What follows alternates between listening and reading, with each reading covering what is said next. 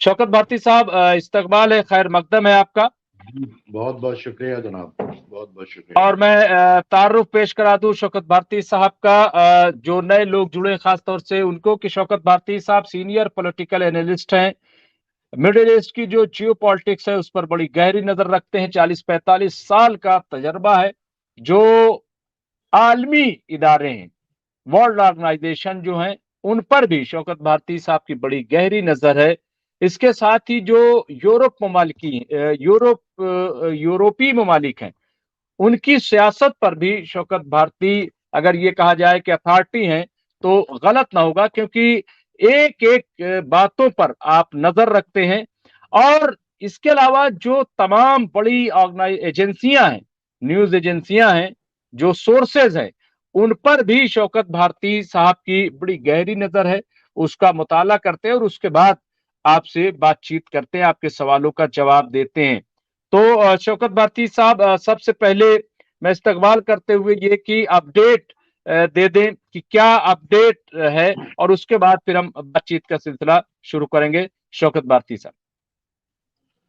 जी शुक्रिया जनाब मुमताज आलम रिजवी साहब।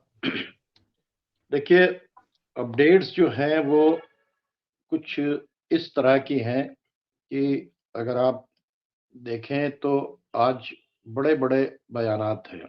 एक तो खुद जो पुतिन ने एक जुमला कहा है कि गजा में जो हो रहा जुल्म है उसको वही लोग बर्दाश्त कर रहे हैं जिनके दिल की जगह पत्थर लगा हुआ, यानी वो पत्थर के दिल की बात कर रहे हैं।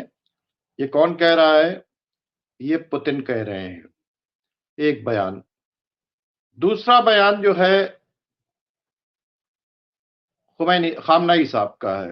अयतुल्लाह खामनाई साहब ने, सुप्रीम लीडर ऑफ ईरान ने ये बयान दिया है और बड़ा ही अफसोसनाक बयान है जो उन्होंने किया है कि वो इस्लामिक कंट्रीज जो हथियार दे रहे हैं और या जो अपने अपने रिलेशन रखे हुए हैं गजा के अंदर, इतना जुल्म देखने के बावजूद भी मैं उनकी आवाम से अपील करता हूं कि वो अपने अपने रूलर्स के ऊपर प्रेशर बिल्टअप करें।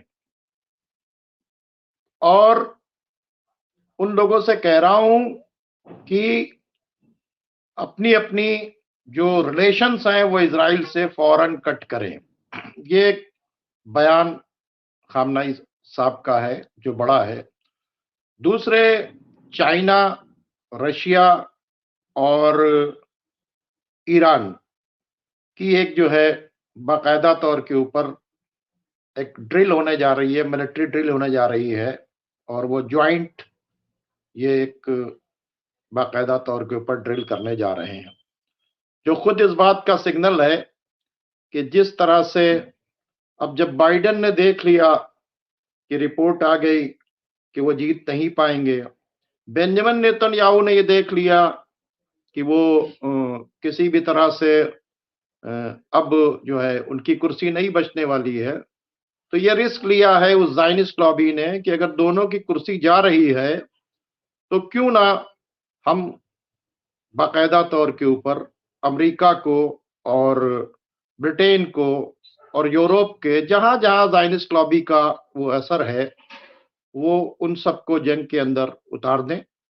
और आपको पता ही है, मैं आपको पहले बता चुका हूं कि 17 फरवरी को यूरोप ने अटैक करने की बातचीत की है। उनके बेड़े जो है बाकायदा तौर के ऊपर समंदर के अंदर आ रहे हैं, यमन के अंदर अटैक करने की बातचीत हो रही है। आज एक डेवलपमेंट ये है कि जिस तरह से इजराइल अमेरिका मिलकर आईसिस को यूज कर रहे थे, आज पुतिन ने और सीरिया के अंदर बहुत जबरदस्त हमले किए हैं और काफी जो फाइटर्स हैं आईसिस के वो मारे गए हैं।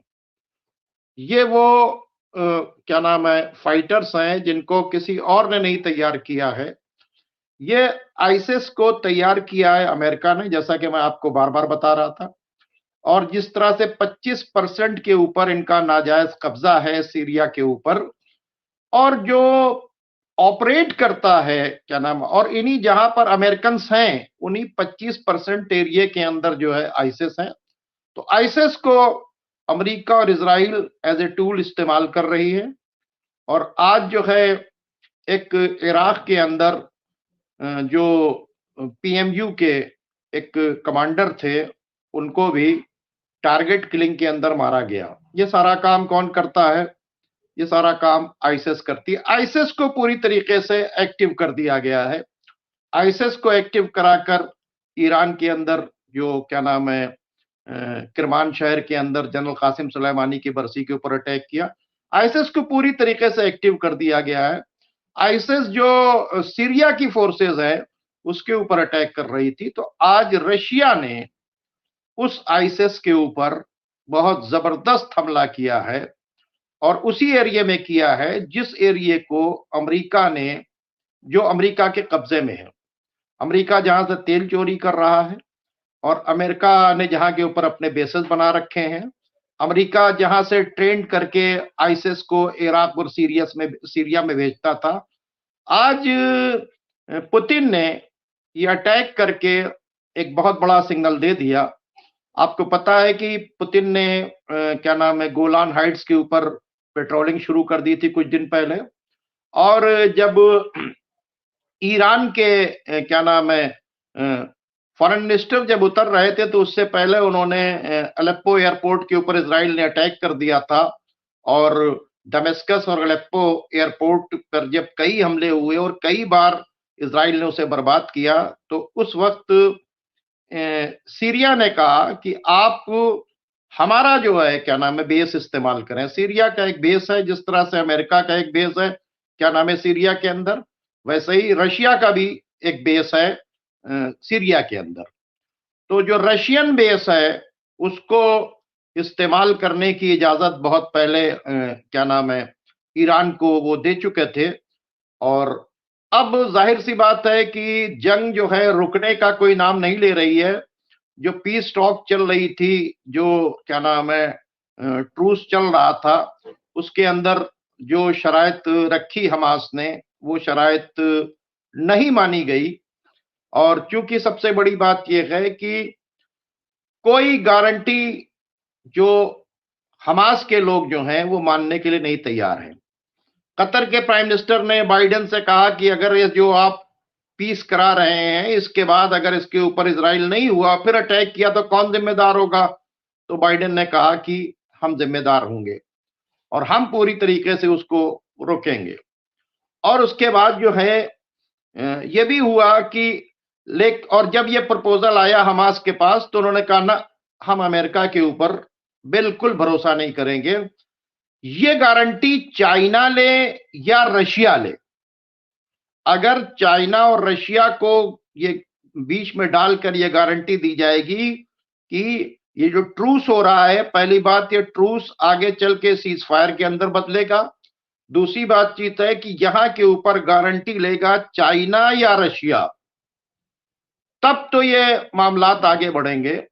या तो परमानेंट सीज फायर करो, या फुल जो है क्या नाम है कैप्टिव्स को वापस करो, और या फिर तुम्हारी गारंटी पर हम नहीं। क्योंकि जिस तरह की बातें आ रही हैं और जिस तरह के स्टेटमेंट्स आ रहे हैं बेंजामिन नेतन्याहू के, और हालात ऐसे हो गए हैं तो एक तरफ जो है बाइडेन जो है सपोर्ट करने की, एक तरफ कहते हैं कि बाइडेन, यहां तक हारेट्स के अंदर आया कि बाइडेन ने जो है क्या नाम बेंजामिन नेतन्याहू को मां की गाली दी है।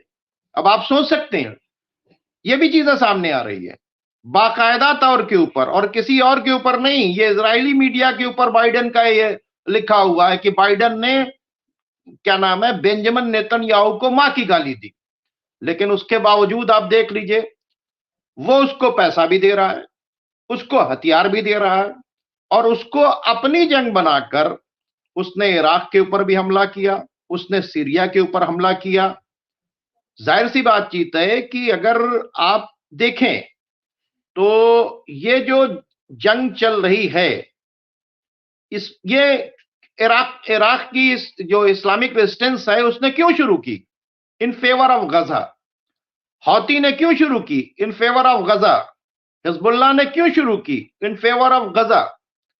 तो गजा की जंग अगर रुक जाए तो अपने आप जंग रुक जाए, लेकिन पहले दिन से अमेरिका पूरी तरीके से, अमेरिका और ब्रिटेन दोनों मिलकर इस जंग को लड़ रहे हैं। पहले वो पीछे थे, अब वो सामने आ गए हैं, और बाकायदा तौर के ऊपर यूरोप भी जो है जिसने कह दिया है कि भाई 17 तारीख से हम यमन के ऊपर अटैक शुरू करेंगे और हमारे वारशिप वहां के ऊपर आ रहे हैं।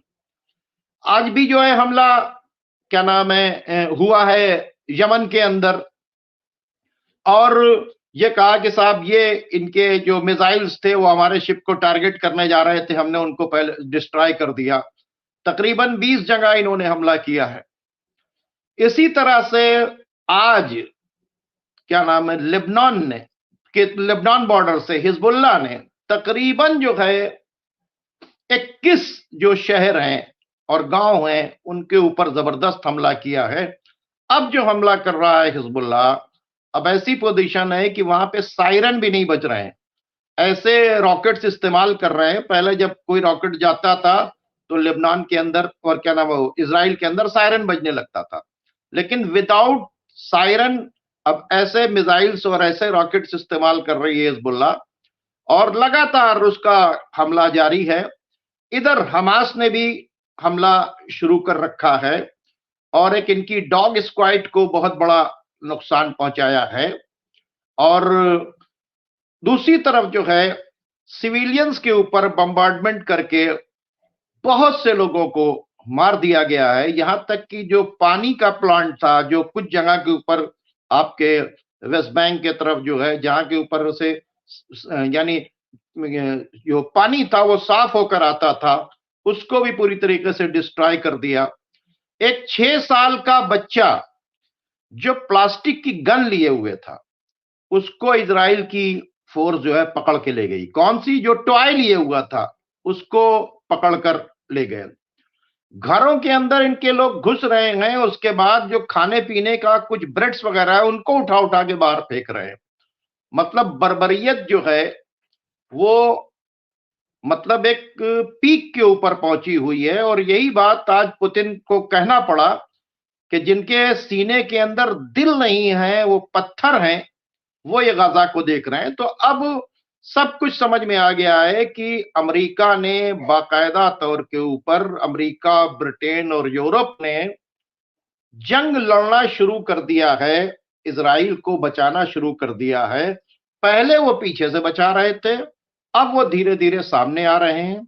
और आज का ये जो डेवलपमेंट किया है रशिया ने, एक बहुत बड़ा एक मैसेज दिया है इस अटैक के बाद कि अब हम तुम्हारे 25% एरिया के अंदर जहां तुम उसको यूज कर रहे हो, क्योंकि ये यूज किसको करते हैं, इन्होंने हमेशा जो है यानी टेररिस्ट जो है यानी टेररिज्म जो है वो अमेरिका और इजराइल की फॉरेन पॉलिसी का हिस्सा है।